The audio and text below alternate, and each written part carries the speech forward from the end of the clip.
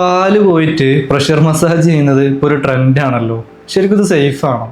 Pressure massage എന്ന് പറയുന്നത് safe തന്നെയാണ്. പക്ഷെ അത് എപ്പോഴും ഒരു ഡോക്ടറുടെ സൂപ്പർവിഷനിൽ ചെയ്യണം എന്നുള്ളതാണ് അതിലുള്ളൊരു കാര്യം. എന്ന് വെച്ച് കഴിഞ്ഞാൽ നമ്മളൊരു പ്രഷർ മസാജ് ചെയ്യുന്നതിൻ്റെ മുന്നേ ആ പേഷ്യൻറ്റിൻ്റെ അവസ്ഥ എന്താ, പേഷ്യൻറ്റിൻ്റെ ലൈഫ് സ്റ്റൈൽ എങ്ങനെയാണ് പോകുന്നത്, എവിടേക്കാണ് സ്റ്റിഫ്നെസ് ഉള്ളത്, ഡിസ്ക് ബൾജ് ഉള്ള ആളാണോ, അല്ലെങ്കിൽ വേറെ എന്തെങ്കിലും ഇഷ്യൂസ് ഉള്ള ആളാണോ, അവരെ സിറ്റിംഗ് പോസ്റ്ററിലാണോ അവർ വർക്ക് ചെയ്യുന്നത്, എക്സസൈസ് എന്തെങ്കിലും ചെയ്യുന്ന ആൾക്കാരാണോ, ഏജ് എത്രയുണ്ട്, മെറ്റബോളിക് സിൻഡ്രോംസ് എന്തെങ്കിലും, അങ്ങനെ ഒരുപാട് കാര്യങ്ങൾ നമ്മൾ നോക്കിയതിന് ശേഷം മാത്രമാണ് ഒരാൾക്ക് മസാജ് പോലും ഫിക്സ് ചെയ്യുള്ളൂ. അതിൽ പോലും നമ്മൾ മസാജ് ആണോ ചെയ്യേണ്ടത് അതോ പൗഡർ മസാജ് ആണോ ചെയ്യേണ്ടത്, മസാജ് ചെയ്യാൻ പറ്റാത്ത ആളാണോ, ഈ കാര്യങ്ങളെല്ലാം കൺക്ലൂഡ് ചെയ്തിട്ടാണ് നമ്മൾ മസാജ് തീരുമാനിക്കുന്നത്.